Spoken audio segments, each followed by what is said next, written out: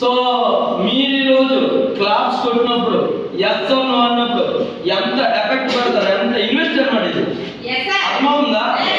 మీరు ఎన్ని క్లాప్స్ కొడుతున్నారో అవి కొన్ని లక్షలు ముందు డెవలప్ చేస్తాయి. అర్థమవుతుందా? మీరు ఎంత గట్టిగా ఎస్ అంటారు.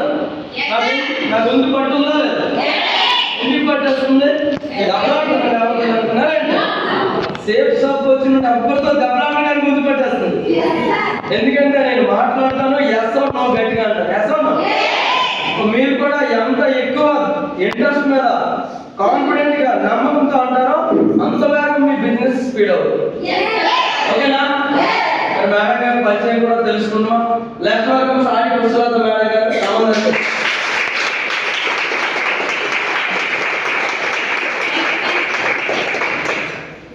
Good evening friends. Good evening. అందరూ ఎలా ఉన్నారు? बहुत बढ़िया ఉంటాం, ఎందుకంటే సేఫ్ షాప్ లో ఉంటాం.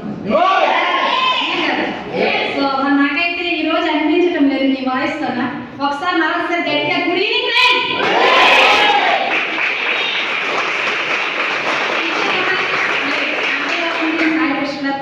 మరి రంపగ్రామ్ చీకట్లో నేను కూడా ఈ బిజినెస్ రాకుండా ఒక అంగన్వాడీ టీచర్గా 14 సంవత్సరాలు ఏం చేస్తాను.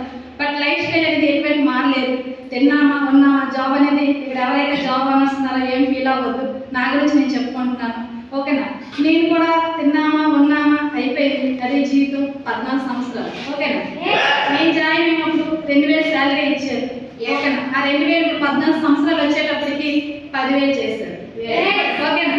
అంటే 8,000 పెంచారు 14 సంవత్సరాల్లో. ఓకేనా?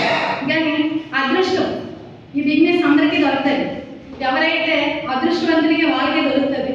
నాకు కూడా అదృష్టం చేద్దాం, నాకు ఒక ఫ్రెండ్ అనేది అవకాశం ఇచ్చారు. సో నేను కూడా అందరిలాగే నెగిటివ్ తీసుకున్నాను. అవుతారా కాదా, నేను చేయగలనా లేదా, ఇలాంటివన్నీ నడుస్తాయా లేదా అనుకున్నాను. ఎందుకంటే ఆల్రెడీ అగ్రికల్చర్ చేశాను, మనీ రొటేషన్. ఓకేనా? దాంట్లో కొంత లాస్ వచ్చింది కాబట్టి నాకేమనిపించిందంటే ఇవి అవుతాయా లేదా, ఇలాంటివన్నీ చాలా జనాలు మోసం చేసింది అని చెప్పి నేను ఫస్ట్లో నమ్మలేదు.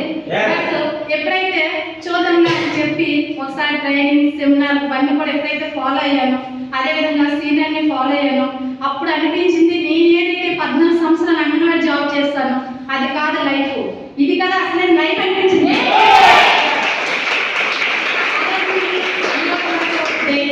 చేయడం అనేది జరుగుతుంది. అది కూడా మా మెంటర్స్ మరి బస్సు నిలేశ్వర సార్ గురించి వస్తారు.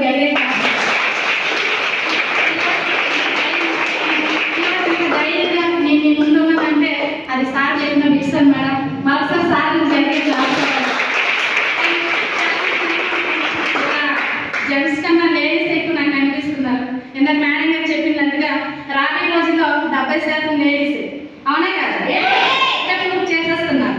అవునా? సో మనం బయటకు వచ్చినప్పుడు చాలా మంది చాలా రకాలు అంటారు. ఎందుకంటే ఇప్పుడు వాళ్ళకి ఇంట్లోనే అత్తరిల్లు అండ్ అమ్మది ఈ రెండు తప్ప లేడీస్ ఇంకో ప్రపంచం అనేది తెలియదు.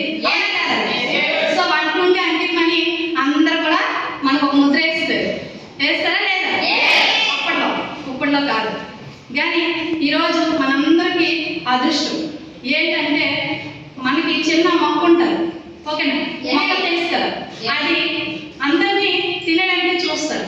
ఒక కోళ్ళు కానీ ఒక మేకలు కానీ ఇవన్నీ కూడా తినడానికి చూస్తుంది. అవునా కదా?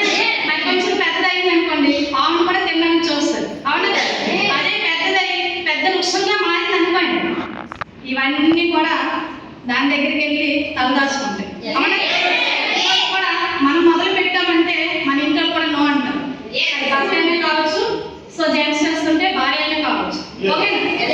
సో ఏమంటారు, నువ్వు వల్ల ఎందుకు ఇప్పుడు వరకు అవుట్ ఆఫ్ వెళ్ళి ఎంత డబ్బులు సంపాదించావు, జాబ్ చేసి ఎంత డబ్బు సంపాదించావు, ఎందుకు ఇలాంటి దిగిపోయినావు అని ఇంట్లో కూడా ఫస్ట్ మనకి రిజెక్ట్ అనేది వస్తుంది. ఓకేనా?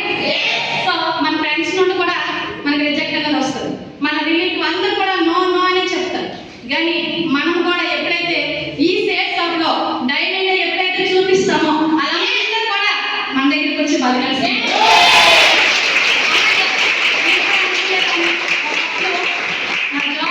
ఎవరికి ఇవ్వాలంటే ఏదో చెయ్యాలి లేడీస్ అని నాకు అనిపించేది ఈ బిజినెస్ రాకుండా.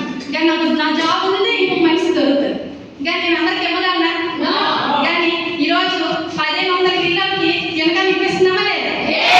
చెప్పండి. ఇప్పటికి 24 సంవత్సరాలు అయింది, సక్సెస్ వేలో ఉంది. మన కళ్ళెదురుగా లక్ష్మీ మేడం గారు ఫ్యామిలీ సెక్యూరిటీ ఉంది. ఇంకేం తెచ్చి నేను గుండె తీర్చి చూపించగలను?